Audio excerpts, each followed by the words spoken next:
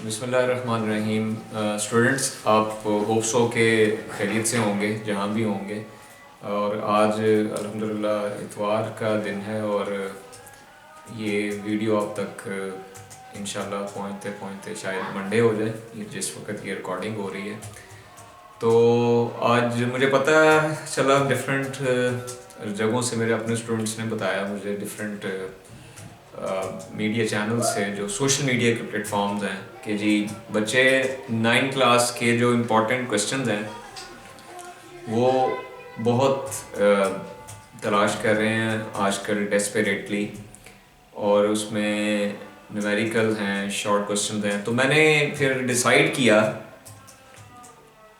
ये डिसाइड किया कि जो सारे जो बोर्ड के जितने भी अहम लॉन्ग क्वेश्चंस हैं और जो शॉर्ट क्वेश्चंस हैं ऑब्जेक्टिव टाइप हैं, अभी क्योंकि एक वीक पड़ा हुआ है, तो जितने मैक्सिमम हो सके अहम क्वेश्चन उसमें से निकाल के पास्ट पेपर्स में से 9th 10th क्लास जो कि इस वक्त पेपर जिनके करीब हैं वो मैं डेली बेसिस पे अपलोड कर दिया करूँगा। और ये रूटीन से हट के जो हमारे लेक्चर्स फिज़िक्स के चल रहे हैं ये उनसे बिल्कुल मुख्तलिफ है। ये दरमियान में कोई भी टॉपिक जो होगा इसकी एक अलग से प्लेलिस्ट जो है वो डिज़ाइन कर रहा हूँ, ताकि आपको जहाँ पे भी मुश्किल लगे पास्ट पेपर्स के हवाले से, वो आप उस प्लेलिस्ट को डायरेक्टली जाएं और आप अपना क्वेश्चन जो है वो वहाँ पे इजीली फाइंड कर सकें।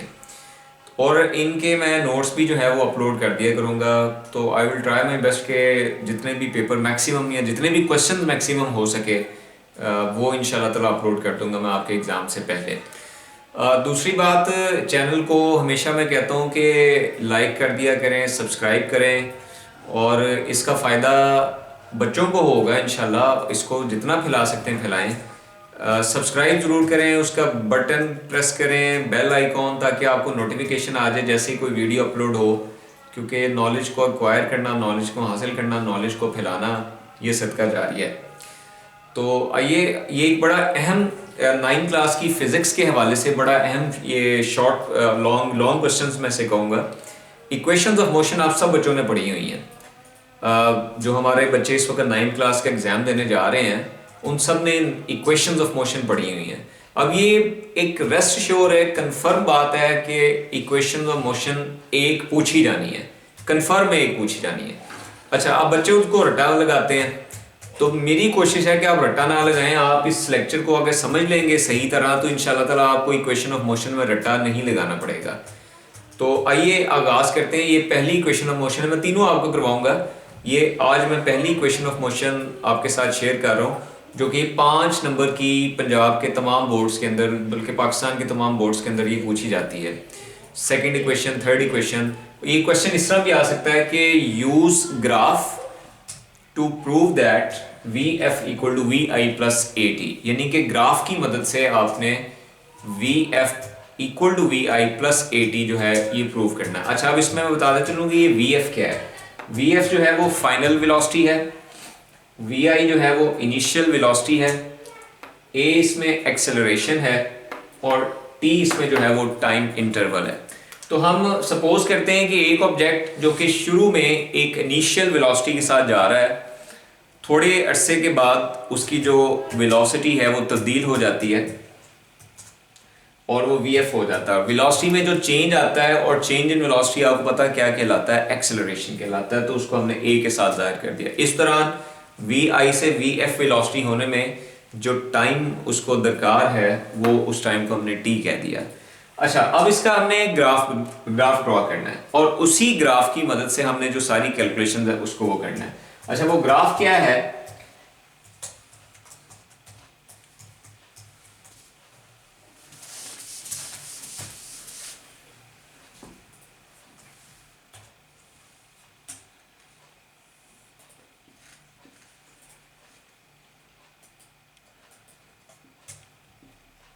एक्स एक्सिस है, वाई एक्सिस है।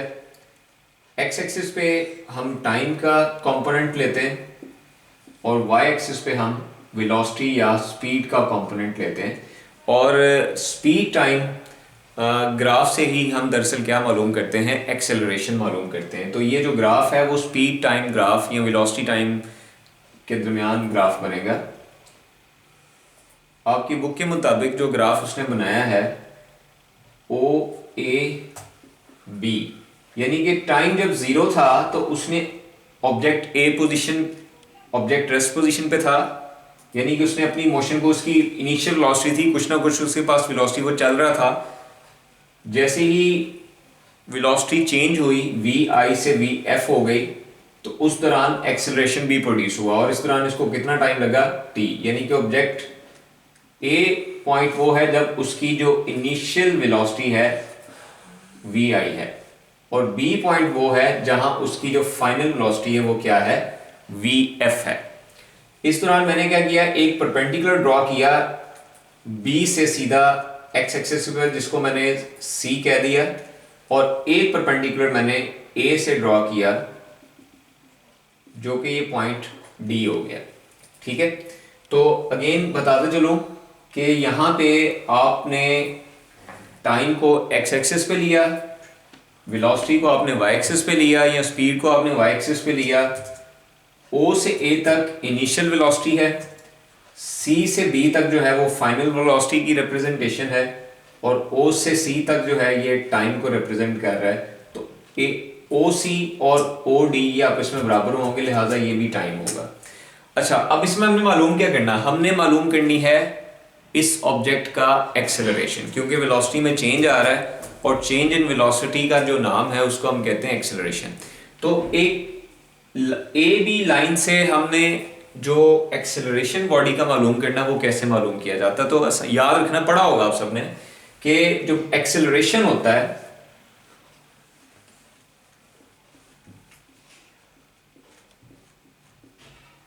एक्सेलरेशन ऑफ ऑब्जेक्ट, ये इक्वल होगा slope of A B line, यानी कि इस लाइन की जो स्लोप है। अब स्लोप के तो अभी मैं डिटेल में नहीं आपको बता सकता, क्योंकि इसमें लिए कंप्लीट एक लेक्चर है जो कि मैं बाद में अपलोड करूंगा। फिलहाल आपने स्लोप को याद रखना है कि जो लाइन कोई एंगल बना रही होती है एक्स एक्सिस के साथ, हम उस लाइन को कहते हैं कि वो एक स्लोप के ऊपर जा रही है। स्लोप जैसे आप पहाड़ी इलाकों में जाते हैं तो हम कहते हैं स्लोप बहुत ज़्यादा है, तो इसी तरह ये जो लाइन है ए बी लाइन, इसकी स्लोप हमने क्या करनी है, मालूम करनी है। अब स्लोप को कैसे मालूम किया जाता है, जो वाई एक्सिस में चेंज आ रहा है उसको आपने डिवाइड कर देना जो एक्स एक्सिस में चेंज आ रहा है। अगेन बताना चलूं, स्लोप को कैसे मालूम किया जाता है, स्लोप को मालूम किया जाता है जो वाई एक्सिस में चेंज आ रहा है उसको आपने डिवाइड कर देना है किसके साथ, जो एक्स एक्सिस में चेंज आ रहा है। अब जो वाई एक्सिस में, यानी कि आप ये कह लें change in Y axis divided by change in X coordinates या एक्स एक्सिस। ओके, एक्सीलरेशन को किसके साथ शो किया जाता है, ए के साथ। अच्छा, अब इसके बाद further change in Y, Y में जो चेंज आ रहा है वो है B D, B D line. इसी तरह एक्स में जो चेंज आ रहा है वो है ए डी, इसको इक्वेशन नंबर 1 कह दिया। अब अगली जो सारी कैलकुलेशन है हमने वो बी डी को मालूम करना है और ए डी को मालूम करना है। तो ये जो बी डी है गौर से देखिएगा कि जो बी डी है फ्रॉम फिगर, बी डी ये पूरी की पूरी लाइन है बी डी। अगर आप इस पूरी लाइन को देखें तो मैं कह सकता हूं बी सी, यानी कि पूरी line sum of B D plus D C, यानी कि बी सी इक्वल है B D plus C D. I hope so कि आपको क्लियर हो रहा होगा। बी सी को मैंने लिखा sum of B D plus D C. तो अब हमने दरअसल बी डी को मालूम करना, तो ये आ जाएगा B C minus D C is equal to B D. तो इसको हम अरेंज करके लिख लेते हैं B D B C minus D C. तो ये जो बी सी है गौर से इसको देखें, बी सी ये पूरे का पूरा, इसको हम बाद में देखते हैं। एक और चीज देखें, जो डी सी है ये किसकी इक्वल है, दरअसल डी सी के बिल्कुल सामने देखें क्या है, AO। आई होप सो कि आपको क्लियर हो गया होगा। DC के बिल्कुल सामने देखें तो वो किसकी इक्वल आ रहा है, AO की इक्वल आ रहा है। तो ये हमने अभी BD की जो स्टोरी है वो यहाँ पे कंप्लीट कर ली। ये हमने ऊपर वाली जो वैल्यू है उसको तकरीबन कैलकुलेट कर लिया है और इसको जाकर पुट कर दें, put in equation number 1। Equation 1 में जाकर इसको पुट करेंगे तो A equal to BC minus AO divided by AD। इसको इक्वेशन नंबर 2 का नाम दे दें। अच्छा, अब गौर से यहाँ पे आपने देखना है कि ये जो AD है, जैसे मैंने शुरू में कहा था लेक्चर में कि जो AD है, AD ये दरअसल किसकी इक्वल है, OC की इक्वल, बिल्कुल उसके सामने पैरेललोग्राम बन रही है और पैरेललोग्राम में ऑपोजिट साइड जो होती हैं वो क्या होती हैं, इक्वल होती हैं। तो AD इक्वल है किसके, OC के। तो हम AD की जगह OC लगा देंगे। अगेन हम यहां पे लिखेंगे फ्रॉम फिगर,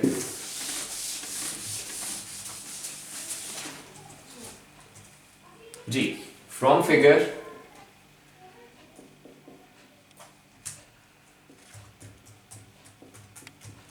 AD इक्वल है OC के, और आपने वैल्यूज को पुट कर देना है AD की वैल्यू को इक्वेशन नंबर 2 में जाके, put in equation number 2।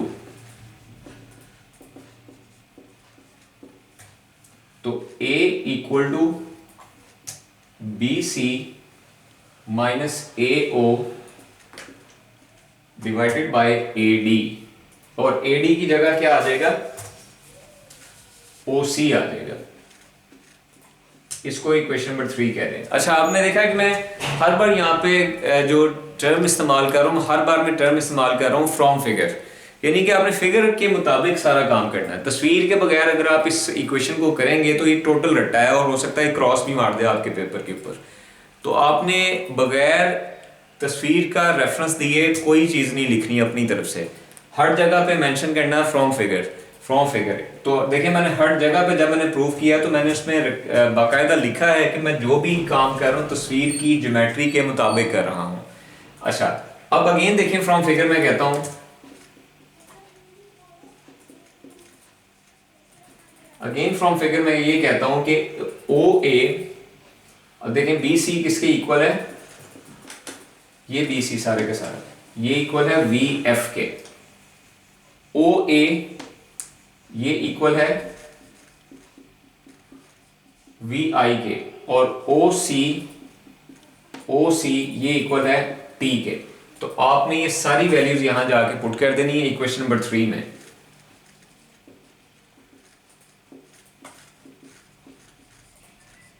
Put in equation number 3 we get, equation 3 में जाके पुट कर दें A is equal to VF, BC की जगह पे आ गया VF, AO की जगह आ गया VI, और OC की जगह आ गया T।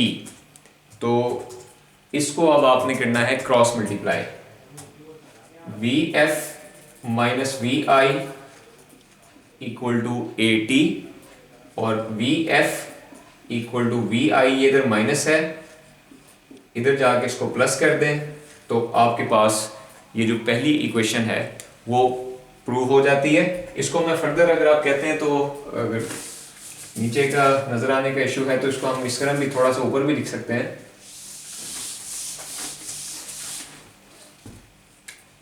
तो VF इधर आ जाए, VI प्लस AT, तो यहाँ पे इक्वेशन ऑफ मोशन जो है वो खत्म हो जाती है हमारी। तो ये फर्स्ट इक्वेशन ऑफ मोशन है, बड़ा अहम लॉन्ग क्वेश्चन है, और आपने इसके जो हैंड रिटन नोट्स हैं वो मैं आज ही इस लेक्चर के साथ ही आपको नीचे इसका लिंक मिल जाएगा। तो वीडियो को रिवाइंड करके बार बार पीछे करके आप इसको रोक के देख सकते हैं कि कौन से स्टेप में मैंने क्या बात कही है, ताकि आपको अंडरस्टैंडिंग होती चली जाए। Thank you very much. Video को लाइक करें, सब्सक्राइब करें। अल्लाह हाफिज़।